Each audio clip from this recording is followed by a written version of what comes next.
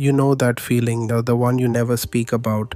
It comes late at night when the lights are off, when you've put your phone down for the fifth time but still feel the itch to pick it back up. It's not just boredom, it's not just restlessness.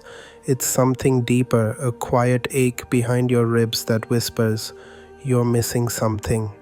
So you chase. Maybe it's images on a screen, maybe it's an old message you read again, maybe it's someone you barely know, but you imagine them in ways you never say aloud, and you tell yourself it's desire, but deep down it doesn't feel like desire, because even in the middle of it, the moment that's supposed to satisfy, part of you is somewhere else, watching yourself, wondering why you're not really present.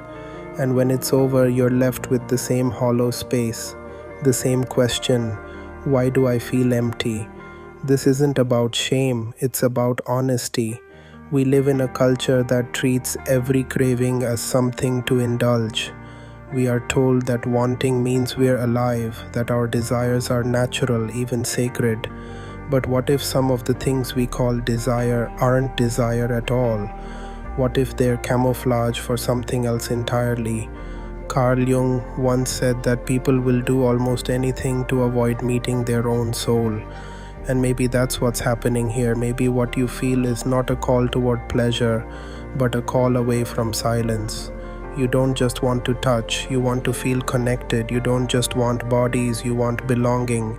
You don't just want a moment, you want meaning.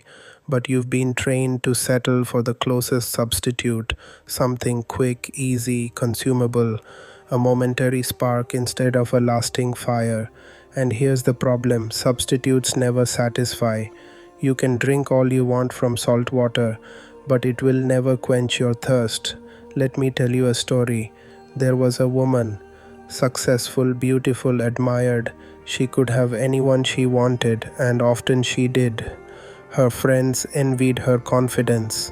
Strangers assumed she was living a dream life, but in truth she was exhausted. She had perfected the art of attraction, but had forgotten what it felt like to be truly known. Every encounter was a performance, a way to keep people interested, to prove she was wanted. But deep down, she wasn't seeking passion, she was seeking proof, proof that she mattered, proof that she wasn't invisible. And yet, every morning after, she would feel the same, alone in a room that had been crowded just hours before. It wasn't lust she was living on, it was distraction. This is the part we don't like to admit. Lust can feel powerful, but underneath it's often an avoidance mechanism. It keeps us from asking the real questions. Why do I feel unseen? Why do I feel unworthy of love without performing for it? What am I afraid I'll discover if I sit in silence with myself? The truth is, lust is rarely the root, it's the symptom. The real root is disconnection. From others, yes, but more importantly from yourself. Think about the last time you felt truly alive. Not just stimulated, but alive. It probably wasn't in a fantasy or a quick thrill. It was in a moment of raw authenticity, when someone looked at you and you felt they really saw you.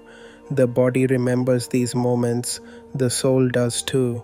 That's why the quick substitutes never measure up. They don't reach that depth.